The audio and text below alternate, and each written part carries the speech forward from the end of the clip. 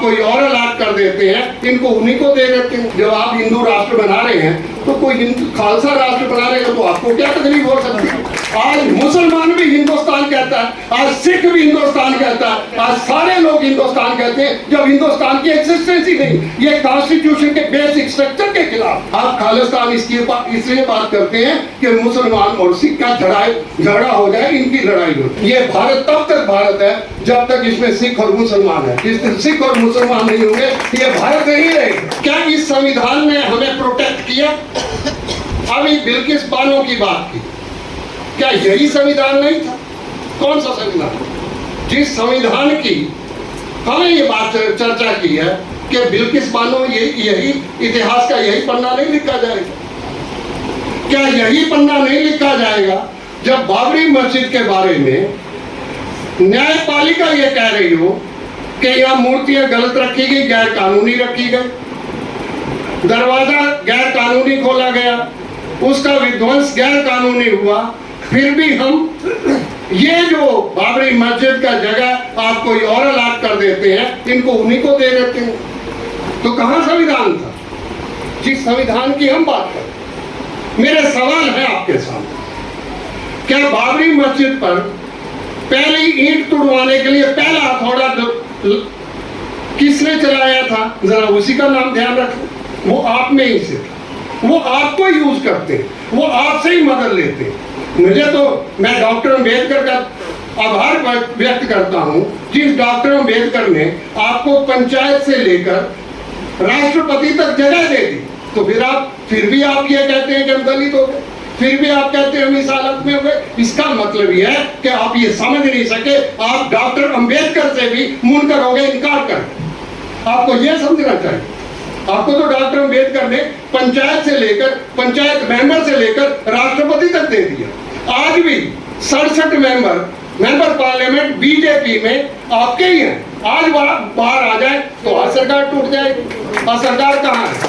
सरकार आपके कारण बनी है। आपको अपने अंदर इंट्रोस्पेक्शन करनी चाहिए कि सरकार आप चलाते हैं, सरकार कोई और नहीं चला। सरकार आप चलाएं, आप सारे काम करें, आपसे ही सारा काम करवाया जाए, फिर भी हम कहें कि हमारी एकता कैसे हो जाएगी? कैसे एकता हो जाए? मैं आपसे ही पूछ लेता हूं कि एकता कैसे हो? एकता के लिए कोई मापदंड होते हैं, कोई मेजरिंग रॉड होते हैं, कोई तरीका होता है कि हमारे ये एकता ऐसे हो सकती है। जब पहलू खां की रोड में रस्सा बांधकर उसको खींचकर मारा गया, हमने सबने मिलकर उसी डॉक्टर कर्ण सिंह को, उसके जनपद के सामने उसी डॉक्टर कर्ण सिंह को इतनी ज्यादा वोट से जितवाया तो कौन जितवाने वाला था? मैं डॉक्टर कर्ण सिंह से कहा, क्या आप उस समय जीवित नहीं थे? आज जो आप मेंबर पार्लियामेंट के चुनाव लड़ने आ गए, आप उस समय जीवित नहीं थे। आपके घर के सामने किसी को खींचकर मार दिया जाए तो क्या आपको कोई शर्म और लिहाज नहीं आएगा? सवाल ये उठने चाहिए। अगर इकट्ठा होना है तो सवालों पर इकट्ठा होना पड़ेगा। ये सवाल नहीं। मैंने वामन मेश्राम जी, एक बार एक ही मंच पर मैं और वामन मेश्राम जी थे। वामन मेश्राम जी को इसी मुस्लिम समाज ने 4 लाख रुपया की उनके सामने पोटली रखी और मैंने वामन मेश्राम जी को कहा, मैं पूछना चाहता हूँ वामन मेश्राम जी, जब 1992 का बाबरी मस्जिद का विध्वंस हुआ था, कितने मुसलमानों को मारा गया था, उसमें से आपके लोग कितने थे? सवाल आपको समझना, इंट्रोस्पेक्शन आपको करनी होगी। अगर आप ही उसी डरे में चले जाएंगे तो फिर कौन बचाएगा? हम तो आपके साथ खड़े थे। मैं कई बार कहता हूं कि जब गुरु गोविंद सिखों की लड़ाई क्यों हुई, गुरु गोविंद सिंह जी ने जब पंज प्यारा बनाया, पंचायत बनाई, पहली पंचायत बनाई, उसमें एक ही आदमी अप्रकाश का है, चारों आदमी लोहेस्ट का, जिसको लोहेस्ट कहा, मैं लोहेस्ट भी कहता, सारे चारों के चारों आदमी, चारों के चारों जातियां लोहेस्ट कास्ट की, और सबको कहा कि एक ही बर्तन में बैठ के पानी पीना पड़ेगा, एक ही बर्तन में बैठकर रोटी खानी पड़ेगी, एक ही बर्तन में बैठकर प्रसाद लेना पड़ेगा, एक ही गुरुद्वारे में सबको बैठना पड़ेगा, एक ही गुरु ग्रंथ में, उसमें रविदास भी है, उसमें फरीद भी है, उसमें कबीर भी है, उसी के सामने आना पड़ेगा, उसी के ज्ञान को समझना पड़ेगा। तो क्यों हुआ कि सारे पहाड़ी राजों ने, कोई मुगल सल्तनत ने उनके ऊपर कोई हमला नहीं किया, पहाड़ी राजाओं ने ही उनके के ऊपर आनंदपुर साहब पे हमला किया, उन्होंने कहा हम भी आपके साथ, पर हमें रोटी अलग खिला दो, हमें पानी अलग पिला दो, हमें अलग बैठा दो। उन्होंने कहा बिल्कुल नहीं, सबको बैठना पड़ेगा, एक ही सभा पर बैठना पड़ेगा, एक ही जगह बैठना पड़ेगा, तभी एकता हो सकती। यह एकता का मंत्र है। अगर इस मंत्र पर आप चलना चाहते हैं तो हम मिलकर इस मंत्र पर बैठे। क्या हम इस मंत्र पर तैयार हैं बैठने के लिए? क्योंकि हम तैयार ही नहीं। हमें दुख तकलीफ तब आती है, सच कहा उन्होंने कि मायावती, जब मैंने अलवर लोकसभा का, मैं तो कुछ चुनाव लड़ नहीं था, आरको जी को पता है कि हमने कहा कि अपनी बात कहने का रास्ता क्या है। हमने कहा हम ही उतर जाती हैं। हम जब उतरे हमने 14 सवाल किए, 7 नरेंद्र मोदी पर, 5 सवाल राहुल गांधी पर, 1 सवाल मायावती पर, 1 डॉक्टर करण सिंह पर। तो मैंने मायावती से पूछा कि 100 करोड़ रुपए के, यहाँ तो IRS के लोग बैठे हैं, विद्वान लोग बैठे हैं, मैंने एक सवाल किया, मेरा आरोप है मायावती पर, तुमने 100 करोड़ रुपए लेकर 99 मुसलमानों को टिकट दिया, सारे हिंदुओं को ऑर्गेनाइज किया, कौन जिम्मेदार था? क्या आप लोग नहीं बोल सकते थे? कोई नहीं बोला उसके सामने। क्यों नहीं बोल रही? आपको बोलना चाहिए था। आपकी आवाज तो किसने बंद नहीं की? जब आप उस समय आवाज अपनी बंद रखते हैं और आज आप अपनी आवाज देना चाहते हैं, तो कौन आवाज सुनेगा? क्या मैं उस आवाज को सुन सकूंगा? आपके चरित्र को मैं जब देखता हूं तो उस चरित्र में क्या, 1984 के सामने, मेरे सामने कोई ब्राह्मण और बढ़िया मेरी दुकान फूकने नहीं आया था। मेरी दुकान अगर किसी ने फुकवाई तो आपके हाथों से फुकवाई। तो आपके खिलाफ घृणा, मेरे अंदर नफरत पैदा हुई तो आपके खिलाफ हुई, उनके खिलाफ नहीं हो सकती। क्यों नहीं हो सकी? कारण क्या था? तुम यूजेबल आइटम हो गए, तुम इस्तेमाल बढ़ गए, तुम इस्तेमाल के आइटम बढ़ गए। तो कौन जिम्मेदार है? क्या इसको कभी जिम्मेदारी को सोचा? तो मैं समझता हूं कि हम बातों मीठी करते हैं, मीठी बातों से एकता नहीं हो सकती। एकता होगी तो सच की बात पर चलना पड़ेगा। गुरु नानक ने एक लाइन कही, सच की बाणी नानक आके, सच सुनाए सी सच की बेला। अब सच कहने का मौका है और हमें सबको सच बोलना चाहिए और सच बोलने की हिम्मत रखनी चाहिए। मेरे साथ तो कोई नहीं, आज आपके बीच में भी मैं तो अकेला ही आया हूँ ना, मेरे साथ तो कोई नहीं आया, पर मैं सवाल उठाता हूँ। जब हमको एलिनिएट करना होता है तो कहा जाता है कि ये खालिस्तानी है। मैं एक से सवाल पूछा कि आप हमें खालिस्तानी क्यों कहते हैं? वैसे तो खालिस्तानी होना कोई पाप नहीं है, खालसा का राज हो, हमें कोई पाप नहीं है। जब आप हिंदू राष्ट्र बना रहे हैं तो कोई खालसा राष्ट्र बना रहे हैं तो आपको क्या तकलीफ हो सकती है? तो आपको बनाने देना चाहिए। तो जब आप बना रहे हैं और आपने तो एक किसी जगह पर एक हिंदू राष्ट्र बना लिया तो आप वहां चले गए, वहां हिंदू राष्ट्र तो बन ही गए। ये तो भारत है। मैं आभार व्यक्त करता हूं डॉक्टर अम्बेडकर का, जिन्होंने पहली लाइन ये लिखी, इंडिया मीन्स भारत, ना कि हिंदुस्तान। हिंदुस्तान क्यों नहीं रखा?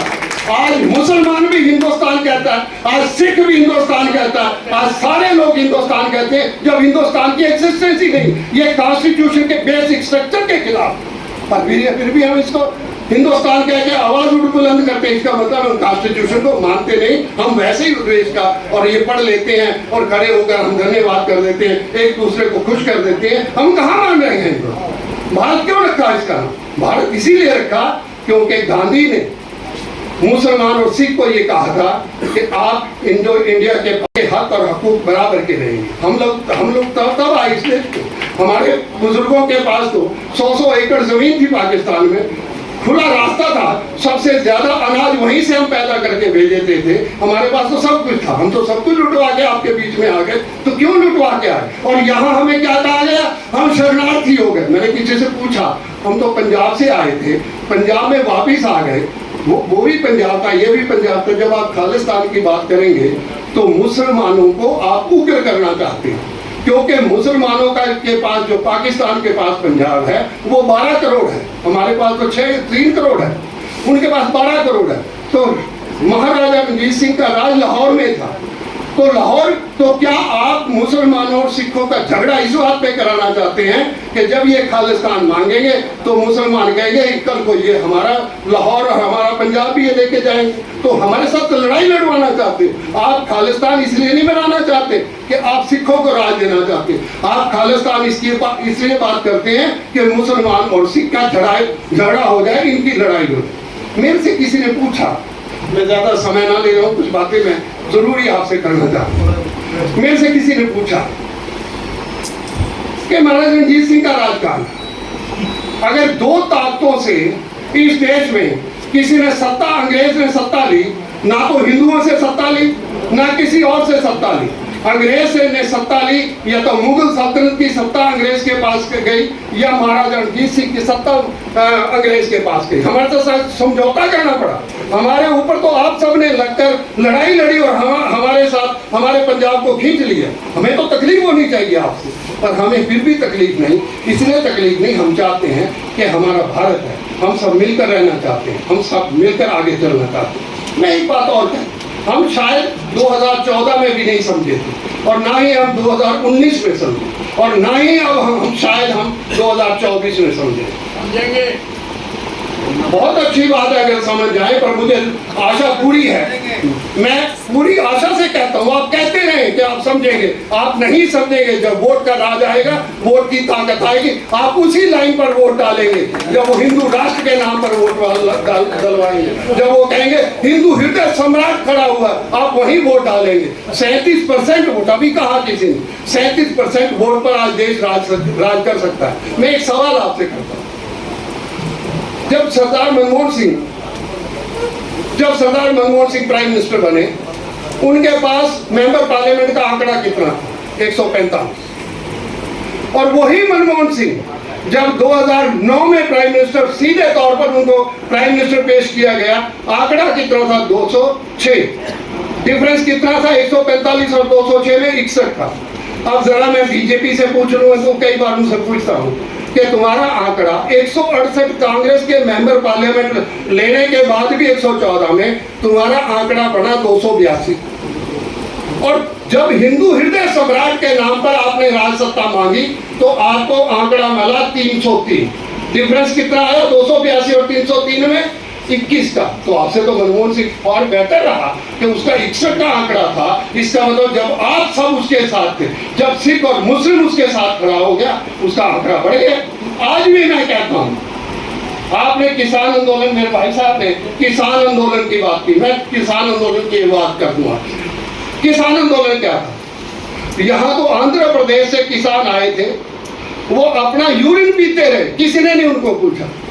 पर वही किसान जब पंजाब से आए और सिंगोला पर आकर बैठ गए, वो तो दिल्ली में एंटर भी नहीं किए, सिंगोला पर आके बैठ गए। सिंगोला वो जगह थी जब बाबा बघेल सिंह अपनी फौज लेकर आया था, और सिंहवाला में, उसका सिंहवाला नाम है, सिंगोला नाम था पड़ा, सिंहवाला वहां जाके रुक के बैठ गए और उन्होंने दिल्ली फतेह की। और जब महारानी ने, जब उस समय की महारानी ने कहा कि तुम मेरे भाई, उन्होंने कहा सब आपको वापस, हम वापस जा रहे हैं। वो सिंहवाला जब रुके तो सिंहवाला में मुजफ्फरनगर में जाटों और मुसलमानों का झगड़ा हुआ था। वही सारे के सारे मुसलमान उसी सिंगौला में आ गए, आपस में वही बिरयानी खा रहे थे, इकट्ठे बिरयानी खा रहे थे। किसी ने नहीं कहा कि ये मुसलमान है, ये सिख है। उसी समय राकेश टिकैत और सारे जाट समुदाय भी वहीं, जिनका झगड़ा हुआ था वो भी सारे इकट्ठे हो गए। मैंने कईयों को कहा कि भारत के अगर कहीं दर्शन करने थे तो सिंहवाड़ा वो किसान आंदोलन ही देख लेते। आपने तो सिंहवाड़ा भी ना देखा, किसी की हिम्मत नहीं पड़ी।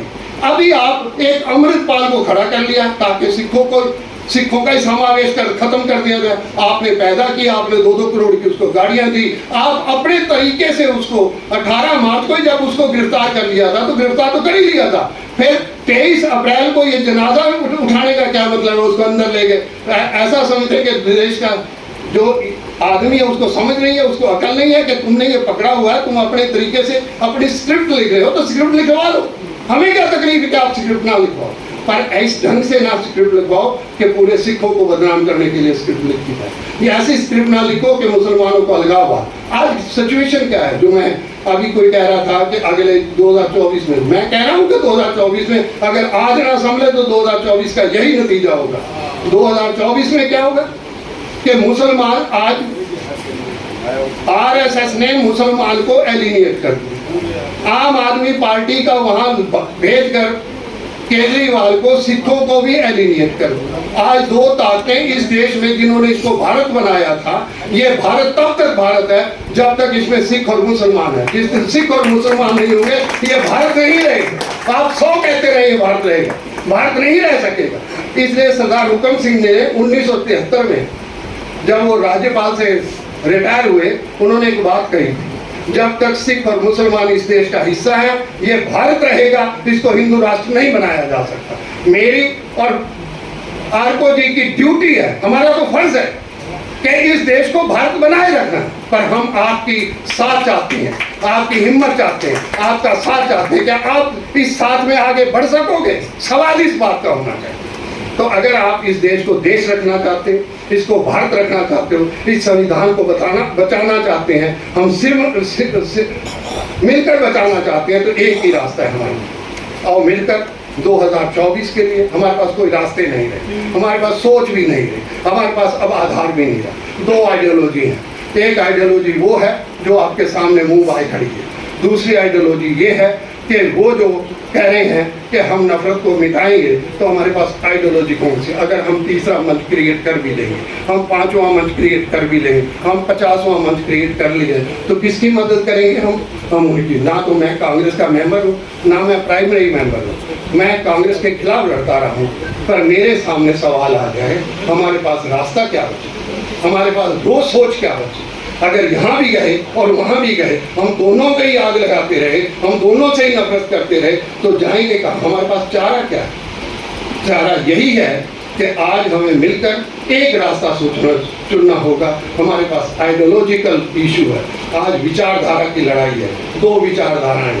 एक तरफ वो है जो आरएसएस, जिसके बारे में मैं नहीं कह रहा, ये लिखा था हिंदुस्तान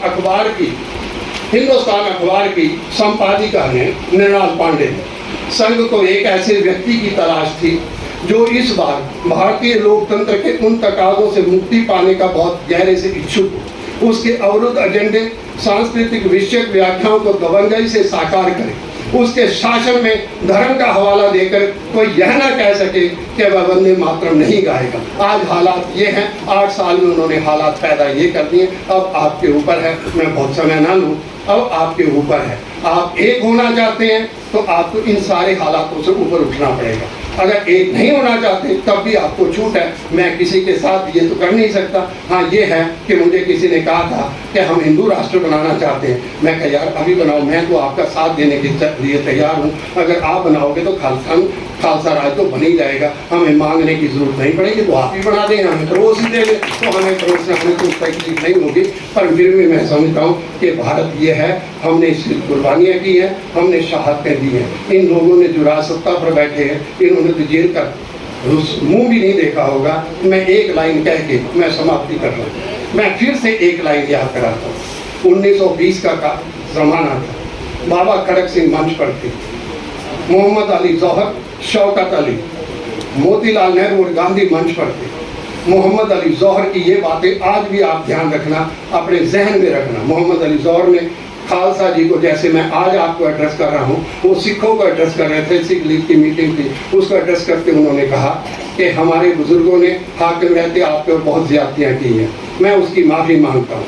मैं अपनी गर्दन और अपने भाई शौकत की गर्दन पेश करता हूँ, आपका मन करे तो काट ले। पर आज ज़रूरत है हम सबको एक होने की, तभी हम अंग्रेज हुकूमत को बाहर निकाल सकते हैं। आज हम सबको ये तय करना पड़ेगा, आज हम सबको ये एक होने की जरूरत है, तभी इस सत्ता जिस सत्ता के सोच पर वो बैठे हैं, जिस सत्ता से वो इस सारे सिस्टम को भ्रम करना चाहते हैं, उस सत्ता को अगर हिलाना है तो हम सबको एक होना पड़ेगा। इतने ही शब्द मैं कहना चाहता था। आओ मिलकर आगे बढ़े, मिलकर बैठें, मिलकर सोचें। और इस पर मैं किसी को ये नहीं कह रहा तो जो मैं कह रहा हूँ वो आप बात मान लें, आप सोचें, इस पर समझें, इस पर विचार करें। हमारे पास अब समय नहीं है, अगर ये भी समय हाथ से निकल गया तो हम कहीं खड़े नहीं हो सकेंगे।